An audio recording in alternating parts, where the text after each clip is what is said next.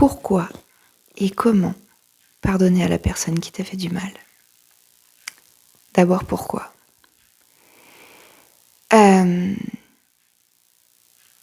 Pas pour le bien de la personne. On s'en fout, parce qu'elle t'a fait du mal. Pas pour le bien de la personne, parce que ça réglera rien.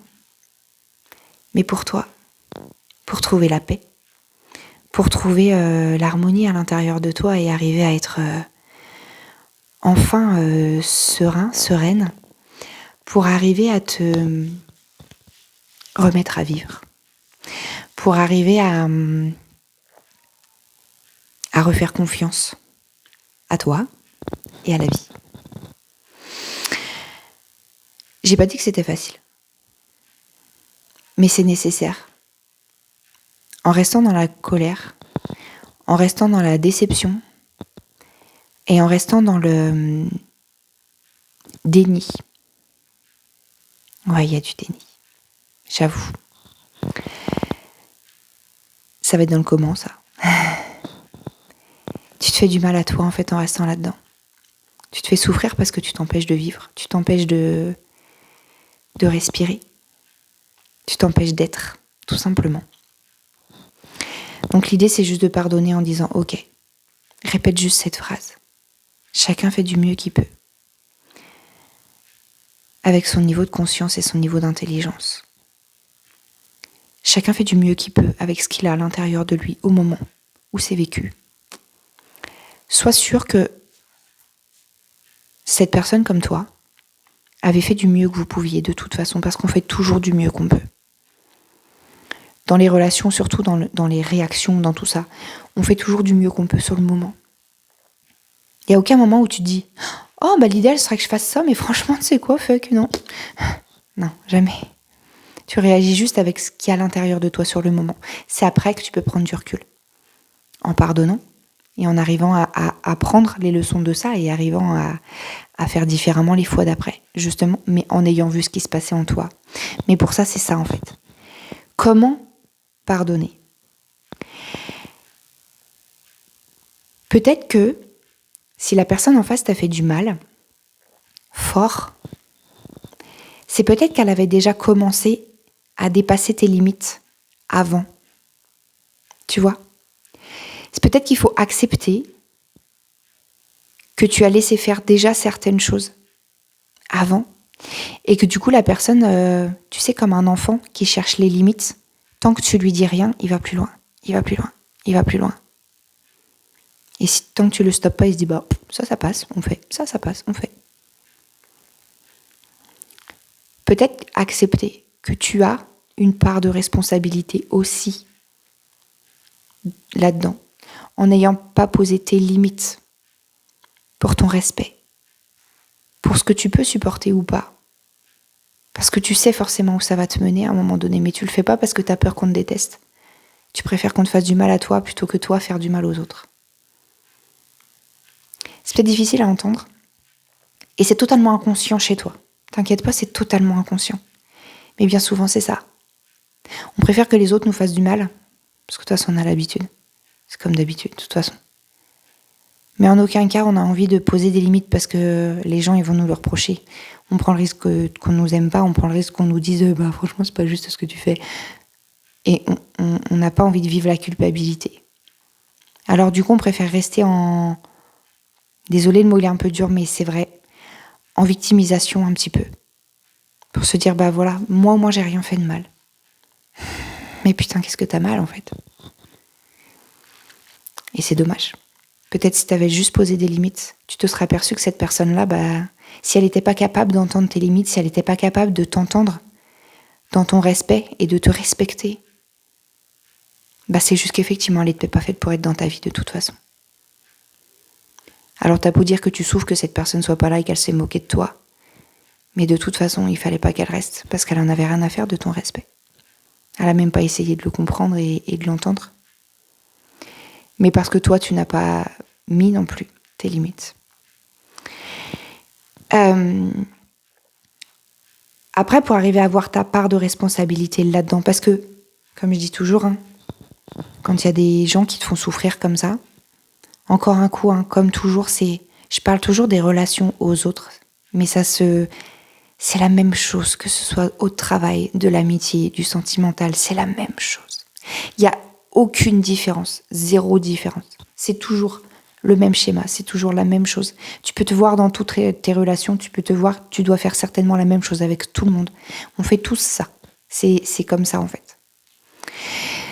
Donc là, en fait, il faut arriver à voir comment on peut aussi avoir notre part de responsabilité dans la réaction que l'autre a envers nous. Regarde peut-être comment toi, des fois, tu agis. Parce que des fois, quand on est en lien avec nos blessures, quand on se sent un petit peu parfois pas à l'aise dans une relation, pas sûr, et qu'on se dit qu'il y a des limites à poser et qu'on n'y arrive pas, on se met parfois un peu sur la défensive. On a des réactions, on a des façons d'être où parfois on rejette l'autre pour être sûr qu'il nous rejette à un moment donné. Bref, parfois on met des schémas en place pour se protéger et rester en survie en fait. Et peut-être que parfois on provoque inconsciemment la réaction de l'autre envers nous, juste pour que le mental il puisse dire bah tu vois, comme d'habitude, ça fait toujours pareil. Je me suis vue là-dedans il y a très très peu de temps là. Je me suis dit bah voilà, c'est toujours la même chose de toute façon. Voilà. Et en fait, je me vois là, je sais ce qu'il faut que j'arrête de faire et de penser. Donc, essaie de te voir toi, dans ta façon d'être avec l'autre. Essaie de voir quels sont les mécanismes que tu mets en place d'autodéfense pour pas qu'on vienne t'atteindre. Ou pour reproduire justement la manière dont on vient t'atteindre habituelle. Pour que tu puisses être dans ton petit truc habituel, confort. Parce que finalement, si tu réagis différemment et que la personne en face réagit d'une meilleure manière avec toi et que tu puisses vivre quelque chose de chouette, vu que t'as pas l'habitude, tu risques de ne même pas t'y sentir bien. Alors qu'à la base, c'est un truc chouette. Mais tu risques de ne pas t'y sentir bien juste parce que t'as pas l'habitude. Juste parce que d'habitude, les gens ils réagissent pas comme ça envers toi. Les gens, ils font pas ça normalement. Il y a un truc bizarre. Tu te méfies du coup. C'est triste, hein. Mais je te promets que c'est la réalité. Et c'est bien souvent ce qui se passe. Alors dans ces cas-là, essaye de prendre de la hauteur sur tes histoires passées et de regarder toute l'histoire dans toute sa réalité. Pas que dans ta réalité, dans ta vision des choses avec tes lunettes, avec tes souffrances, avec tes blessures, avec tes émotions. C'est réel, hein, ça c'est une réalité, c'est la tienne, elle t'appartient et c'est ok. Maintenant, dis-toi que l'autre en face, il a une autre réalité, il a une autre vision, il a une autre façon de voir les choses. Il a la vision de toi comme lui, il l'a. Il n'a pas ce que tu as toi à l'intérieur. Toi, tu sais les blessures que tu as, les discours intérieurs que tu as, tu connais. L'autre en face, il ne sait pas. Il ne sait pas ces réactions, quels impacts elles ont sur toi. Et si tu lui dis pas, il ne peut pas savoir. Ou elle ne peut pas savoir, pardon. Donc, en fait, il faut arrêter de ne regarder que l'autre et la manière dont il te fait du mal. Mais après, il faut faire attention de ne pas tomber non plus dans l'inverse de regarder que ce que toi, tu fais de mal. Il faut arriver à prendre de la distance et arriver à regarder toute cette histoire sous tous les angles de vue possibles. Ton angle de vue, garde-le, respecte-le parce qu'il est là, il est valable et il existe et c'est ok. L'angle de vue de l'autre, il est autant valable, autant respectable, autant réel. Pareil, de la même manière.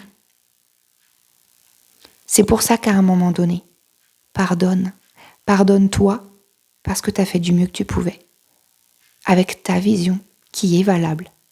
Et pardonne-lui à elle ou à lui en face, parce que sa vision est réelle aussi, et elle est aussi valable que la tienne. Et donc cette personne a fait du mieux qu'elle pouvait aussi, avec ce qu'elle avait en elle, qui a aussi ses souffrances, qui a aussi ses blessures, qui a aussi son émotionnel du moment. Et pas que toi. Nous ne sommes pas le centre du monde. Nous ne sommes pas le centre d'une relation à deux. Dans une relation à deux, on est deux. Donc il y a deux points de vue, il y a deux visions des choses, il y a deux réalités, il y a deux sortes de souffrances, il y a deux sortes de blessures, il y a deux sortes de discours internes. Et les deux sont valables. Alors sors de ta vision de victime où tu te dis que c'est forcément toi qui as souffert. Dis-toi que l'autre a peut-être souffert autant. Juste il le gère ou elle le gère peut-être d'une manière différente. Et en fait, on s'en fout. C'est juste que c'est une histoire passée. Et c'est pas parce que tu l'as vécu que tu vas le revivre. L'impact que cette personne a eu sur toi n'a pas à venir impacter les prochaines personnes qui rentrent dans ta vie. Je sais que c'est difficile. Parce qu'il y a forcément des petites réactions, des petits mots, des petites façons de voir les choses où tu dis « Ah, voilà, encore ». Comme je t'ai dit, c'est quelque chose que j'ai vécu là, il y a très peu. Je me suis dit « Voilà, c'est toujours les mêmes mots, c'est toujours les mêmes... Mais c'est comme ça. C'est comme ça, et en fait, en vérité, c'est pas tout à fait les mêmes mots. C'est pas la même façon de gérer. C'est pas la même façon d'aborder les choses. Et c'est pas les mêmes blessures. Et c'est pas les mêmes... Parce que c'est pas la même personne. Tout simplement. Arrête de croire que les personnes, la manière dont elles agissent, c'est forcément pour te faire du mal. Non, pas forcément. La personne en face, elle te fait pas forcément du mal. Elle s'en fait peut-être à elle-même, ou elle essaye juste, elle, de ne pas s'en faire, justement. Parfois, le fait de se préserver, elle, c'est juste pour se préserver, elle. Toi, ça te fait du mal parce que t'as pas ce que tu veux. Bah ouais. T'avais envie que cette personne, elle reste dans ta vie, mais cette personne, elle a été obligée de partir de ta vie pour son bien. Elle l'a pas fait de la bonne manière. Peut-être. Elle a fait ce qu'elle a pu, avec ce qu'elle avait. Elle le regrette même pas, tu sais pas, t'es pas en elle. Tu sais pas. Et puis, quand bien même, le fait de t'énerver avec ça change quoi? La personne, de toute façon, elle n'est plus dans ta vie. Il faut l'accepter. Pardonne. Passe à autre chose. Avance pour toi et ton bien. Si la personne, elle t'a pas respecté dans sa manière de faire, encore une fois, c'est que tu la méritais pas, donc merci à elle, en fait, d'être sortie de ta vie. C'est que t'as autre chose de mieux qui t'attend derrière. Je te promets. Alors attarde-toi là-dessus, plutôt. Et pardonne. Je te jure que tu vas trouver la paix intérieure, ce sera beaucoup mieux. Ça sert à rien d'être en colère après les gens.